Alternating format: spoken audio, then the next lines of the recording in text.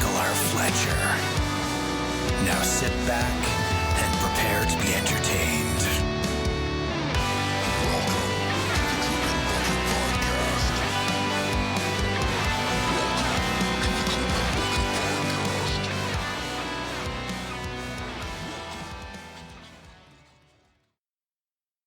Panic. Hi, welcome to the place where we panic, and Mike breaks stuff, and also we talked to very lovely P L Stuart, who is a reviewer at Before We Go blog, as well as a YouTuber on page shoeing, as well as his own channel. Am I leaving anything out? Just the books, right? That's what. Oh yeah, just. Yeah. It's where it all started. Such a good host. Just those books, those 4 books that you've managed to publish in a really admirable pace. Thank you. And then, so we were talking last time just about how, you're working on number 5 now. And I'm curious if it's if it's going well. And I mean, obviously it is, but also like, are you finding it to be, I don't know how to ask this. It feels really personal. How are you doing? How's your emotional health now that you're there? Yeah, exactly. Somewhere Yeah, with a jacket with white sleeves and stuff. Well, yeah. I'm sure we've all felt that way at moments. Actually, you know what? To be honest with you, I'm really in a good place. I think the second book was hard, man. I think I talked about with you, Krystle, about this, about the second book syndrome, like that. A lot of us, Mike, I don't know if you had it, like, man, that was like a struggle, but got through it. And, once I hit that stride, I seemed to really just, like, the wind was in my sails, you know what I mean? Like, and now they're just kind of like, and I mean, I got 7 books to really get in depth with a character, to know them better than I know myself, right? I got 7 books to flush out all kinds of side plots, and like 7 books. The beauty of 7 books is that you got a lot of latitude to do a lot of crazy stuff, right? They're not small books either. Like you're putting out like chonkers, like. I mean, the first one, 106,000, but the last one was the biggest. That's the biggest one of the series. Yeah. The rest of it a bit smaller. That one was over 2. Oh, okay. 210. So yeah. That's a hefter. That's a. You're into doorstopper territory with 210. I mean, that's how I put out more books is they're 100,000 words. I mean, some of them are under 100,000 words. Like, it's easy. You fucking asshole. They're just long short stories. Yeah, but your books are awesome though, man. I'm still like, man, I with you guys as writers, I know Krystle writes the bigger ones, but Mike, man, your books are awesome. Like Beyond Redemption is one of those books that it still lives in my head. You know what I mean? That book is just wow. I mean, you know what I think about that book? That is just phenomenal. So, and of course, Legacy of Brightwash. No more needs to be said except about it's all about the tears, right? So that's it is definitely, that was my book of the year in 2020. Listen, we were here to talk about you, and I warned you about this. You're not coming on my platform and I know, bad guess. But I do kind of circle back to the second book syndrome a little bit, just because I feel like it's something that it takes a lot of us by surprise. And certainly some younger version of me would have appreciated knowing that this was coming at me.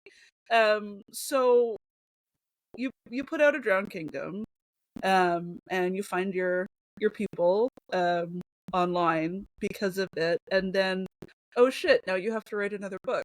And I'm wondering, do you find it's, the act of having published it that made the second one harder, or if there's some other root of it for you there? You just got stuff in your head, right? You finally got reviews on the first one. People love this and they hate that. And it's 5-star and it's 1-star. And you're like, okay. And you have your beta readers, you have this person. It's like, okay. But at the end of the day, you start to get some decent reviews. You start to get some, I don't want to say notoriety. And then it's like, okay, so book seems pretty good. Let's see what we're doing for an encore. because all the expectations are obviously all, you got to be better, right? You got to hit it out of the park, or else it might kill your series, right? The second book to me is that pivotal. Doesn't matter if it's a trilogy. I guess technically if it's a duology, you know, you got to nail it with the second book out of all the books you do, and probably the last book, right? It depends on what you're writing it, but like, so I was like, ooh, like I felt the pressure, but fortunately, most people just think it was a better book. I think a lot of it too was just, you know, you don't have the data until you write the first book and it's all done to know what your exposures are on your writing, what people are really, really going to like. To be honest with you, what you're good at. Like, and I say this all the time, like, I didn't really think like I'd be decent at writing battle scenes. It wasn't something that I thought people would think, oh, you're good. I thought world building, because I put a lot of work into that, like world building and characters. But people were like, oh, you know, I really like your battle scenes. And then I'm like, okay. And then after second was like, I really like your battle scenes. And I'm like, well, I guess I have to work on. I have to write good battle scenes. You know, and then that's pressure too, right? Because now you gotta up the ante with every book. You know, the battle scenes got to be.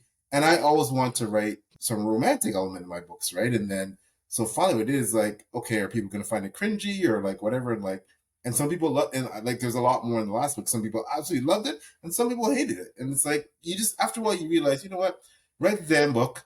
You're going to love it or hate it, but your audience is probably going to love it overall, and you just move on with life, right? I'm not saying you're not going to take criticism anymore. You're going to be tone deaf, or you're not going to, you know, because we're all striving for continuous improvement, right? But you just kind of, you get to that point where you get enough books like, yeah, I'm just going to write the damn book and move on to the next one. That's it. There's not a lot of the analysis in there. I don't pour over every single review I used to. I don't, you know, you just don't obsess the same way. You just, and the more books you write, like I'm imagining someone like Fletch, like you get to that point where it's like, okay, you know, like.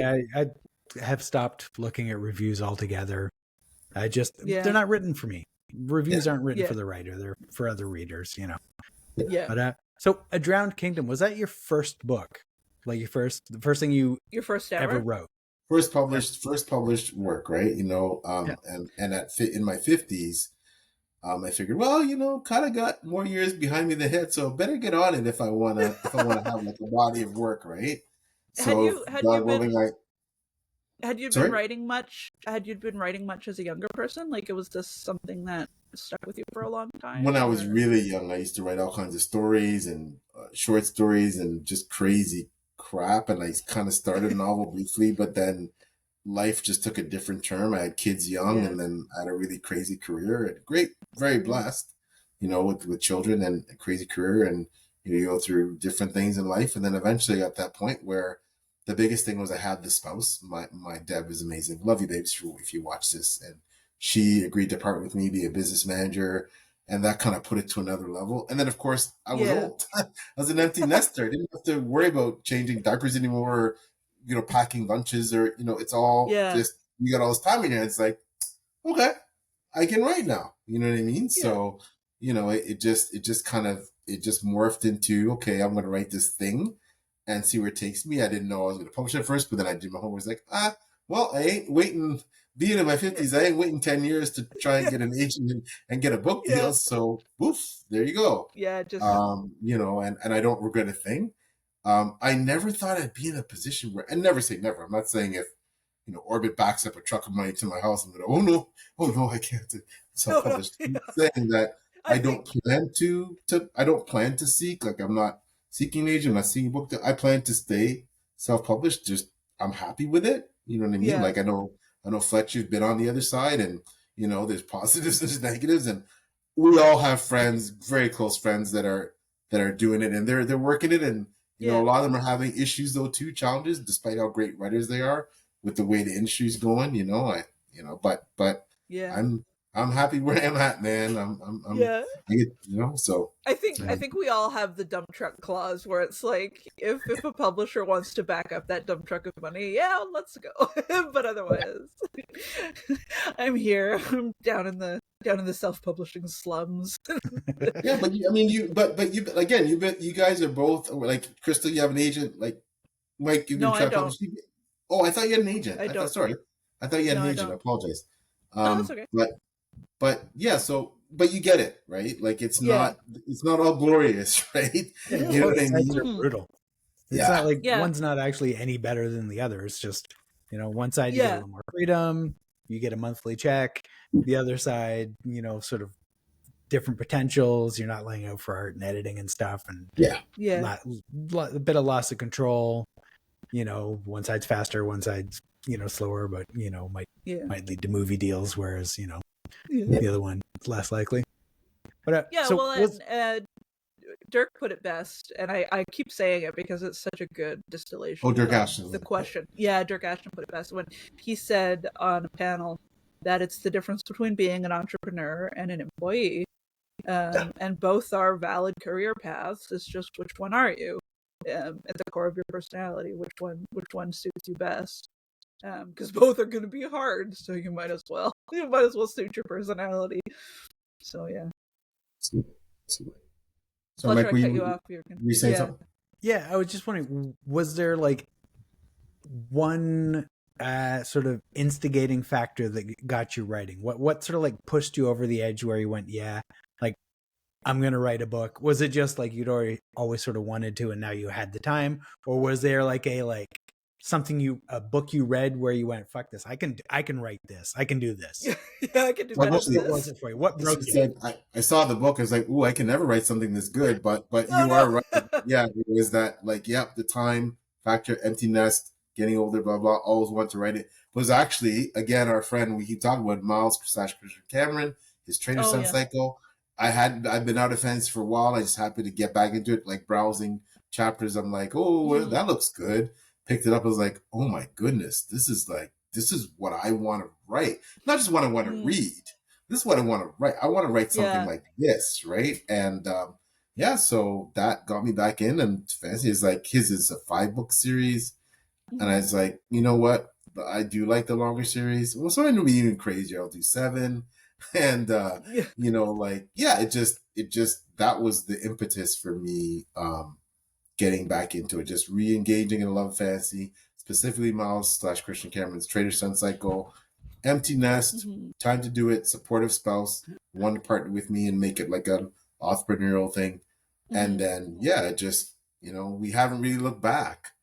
You know what I mean? So that was the deal. It must have been really cool to actually meet Miles then back last year. I met him before that. So I met him. He actually was kind enough to invite Devin over to his house for a barbecue. He was having some friends over, see the barbecue. Oh wow! And we were back there, and he's this big reenactor. He's amazing. Swinging the swords. And, it was just the coolest thing. Incredible! It was just freaking cool. That's pretty cool. Yeah, it was just cool. So, and that's the thing. Like, you make these friends, like and you just. How could I imagine? Yeah. How can you imagine that this series from this big traditionally published author, like he's one of the most, like he's like you, Fletch. He's so prolific. He writes all these genres. He's, famous guy, and the next thing you know, you become friends with him, and you're over his house, messing with swords and eating pizza and sipping wine. It's just you can't make this stuff up, right? You know what I mean? Like I only knew him as an author, a title on a shelf, right? But then you get in the community, and that's how we're all just a bunch of dorks who like hang out with other dorks. Yeah, exactly. So, it's just the coolest thing. It's the coolest thing. So, the coolest thing. So, and he's I call him the most interesting man in the world. Like the Saki's commercial, because the guy literally he's been an NCIS, like the real NCIS. He's been an intelligence officer. He's a reenactor. He's he's been like the guy. I think what's most charming about him is like he's self-aware of the coolest man in the room syndrome, where it's like he knows he's really cool and he's doing it on purpose, but also he's humble about it. Like I don't know. How can you know you're the coolest person in the room and be humble about it? I know, but he does it. That skill. You would have known if you had come down. And she's chirping about that now. Yeah. Never let down. The flip side of him is Jenny Works. Same thing.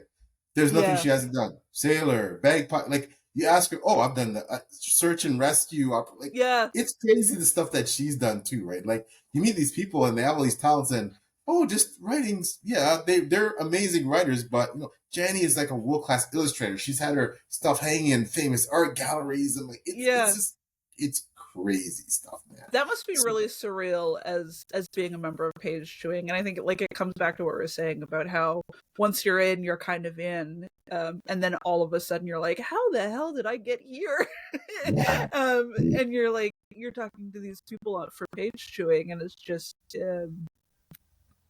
yeah, that must be really surreal. Well, they're just like us. They're writers, and they're people, and they're great people, and they have their own, issues and concerns, but they're just happy to talk about their books, and the whole, you're giddy eyed because it's, oh my God, it's Tad Williams, it's it's Evan Winter, it's this person, it's that's where but they're just cool people, man, and then you that kind of calms down, and then you realize, literally, it's cliche. We all put our pants on the same way kind of thing, and just you go forward. But at first you do have a bit of that starstruck, like, oh my God, I'm interviewing Tad Williams. Like, dude, I'm interviewing Ken Louis. I'm interviewing, but they make it easy. They're just all, doesn't matter how big the profile that the author has.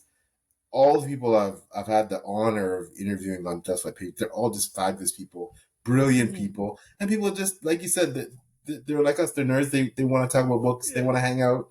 They want to chat. Sometimes we chat for hours and hours after the backstage and stuff. It's just it's crazy to become friends with them. It's just it's just amazing. I'm very, very blessed. I know how privileged I am, how to be able to do that. Like, just as who am I, some little indie author, and I get to rub shoulders with some of those people. But I've learned a lot from them.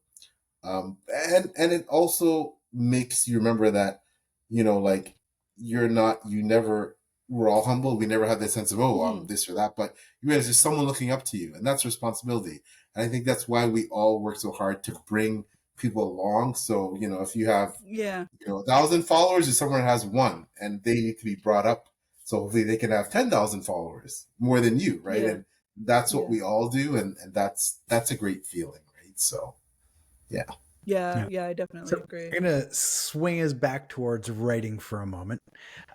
Random question. So, what is your writer superpower? What is the thing that you're like, this is the part that I like, this is the part that I'm good at. I kill this part. I'm going to say, I would have said world building initially, because I still think that's one of them. But I'm going to say complex political intrigue. I'm going to say that tracks. That's the reputation that your books have. When people mention it, just like how you're able to express it in a way that feels realistic, but also doesn't leave them behind in the story, which is a skill. Well, thank you. I'm on your So that's now what, and it's not something, again, I didn't think that would be a thing. It was purposeful. I want to write, I love political intrigue. I love the guys, smirking behind the closed door, waiting to overthrow the next guy. And meanwhile, someone's trying to overthrow him. They doesn't know. I love that. But I didn't think I would write it as well as people seem to think I do. But they seem to like it. So I'm just going to keep going. Right. So. So what's the trick then? Because I'm crap at that. Oh no, I wouldn't say that. I haven't read all your books, but I think just spell it. I think no. You know what it is? I think again, it's the Graybird syndrome, man. I'm old, bro. I'm old. I've been in a lot of companies and organizations, and I know what political machinations. I understand people what they're are all capable about. of. Yeah. And I also done a lot of reading, historically about different periods in history, and everything always seems to be about power, right? Everything else seems about power and money, sex, religion. Those are, pick 5 things, and they're always intertwined in almost every society throughout history. And somewhere in there's always a struggle at the top, at all levels, but certainly trying to get to the top of the power structure, or as close as you can get it. And that drives people. And we don't think of it quite the same way now. We think of it, okay, you get into a company and you want to work right up to the top, or you get into a government organization, you want to, but it's all the things that go into that, and all the things that go into the failures and the successes, and who else is trying to do the same thing, and how you guys connect. And I always found that fascinating. And that's what I rate. So. Yeah, it definitely goes into that, write what you want to read. And then, so another totally random question. You said you like to read up on history. What's your favorite period to draw from? Period and It's or country? what's funny. I love not only not only medieval, like I also Mhm. love African inspired ancient history. So those are probably my two faves. So you give me anything between, you know, essentially the dawn of of ADE, so year Yeah, one to about year 11, 1200. I'm that's your sold. jam. I'm sold. That's my jam. And you can give me earlier. You can give me earlier. You can give me Yeah, up until around maybe a little 500, bit of 600 BC, and I'm still pretty jazzed. But yeah, I love my I like this. I like the period of history where, it's pre-industrial revolution. We don't have a lot of machines. yeah. Um, we don't live very long. We get sick a lot. You know, battles are really Yeah. horrible because we get really stabby, and there's not a not a lot of ways you can survive that. And doctors are horrible, and like What doctors? limbs get cut off on that. Like it sucks. Disease is pretty rampant, but Yeah, there's still a lot of great technological advancements, and there's societies that are obviously advanced, and they still have advanced hygiene, all kinds of things. But I love that period. A lot of things are kind of messed up, right? And yeah. where political systems, it's all about everybody's just trying eventually to just basically take over everybody and conquer everybody. Not that doesn't happen today, but not quite right? Not on quite the same scale. So just Yeah. constantly kings being taken over, rulers Mhm. and families being wiped out, new ones installed, them being toppled, just the instability. It's horrible, but it's great to write about. It's great, Yeah, great. yeah, yeah, You know what I mean? So, yeah. I love that.